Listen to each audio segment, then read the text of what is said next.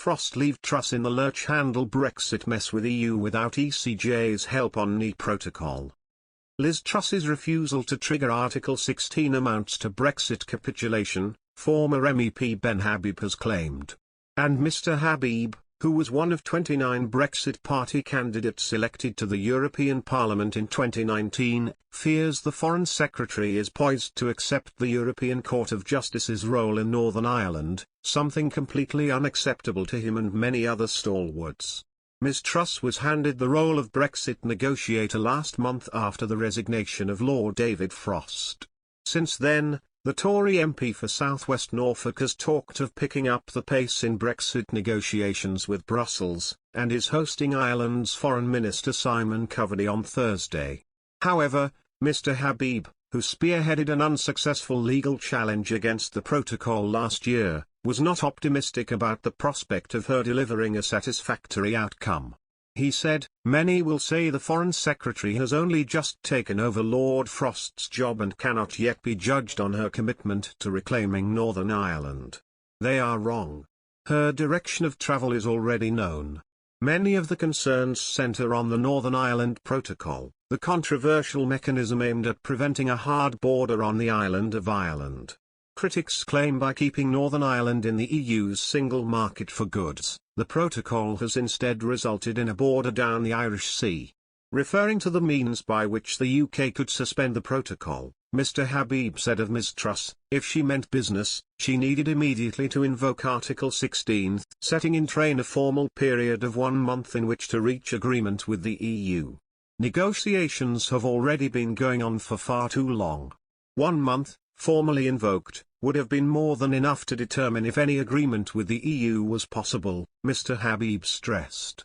He added, instead she will see her Irish counterpart, Simon Coveney, and then to entertain the EU's chief negotiator, Maros Sefcovic, at Chevening. The fact is the government has already all but capitulated. It has done so by refusing to invoke Article 16. The purpose of Liz Truss's meetings is to deliver the capitulation in the least embarrassing way possible. She will dull the optics of the Irish Sea border by further aligning the UK with EU regulatory standards, and she will accept the European Court of Justice's ongoing role in Northern Ireland. The capitulation is now not long away. Lord Frost resigned because he could not bring himself to do it. Liz Truss will finish the job. The Democratic Unionist Party, DUP, has said there will be major implications at Stormont if Ms. Truss fails to swiftly set a formal deadline to end negotiations with Brussels over the Northern Ireland Protocol. Days after Mr. Sefcovic claimed London has breached a great deal of trust with Europe over the protocol, DUP leader Sir Geoffrey Donaldson said Liz Truss needed to provide a clear date for ending the talks. "We need a clear date now. We need a clear timeline in which there is an expectation of real progress, or the government takes the action that is necessary.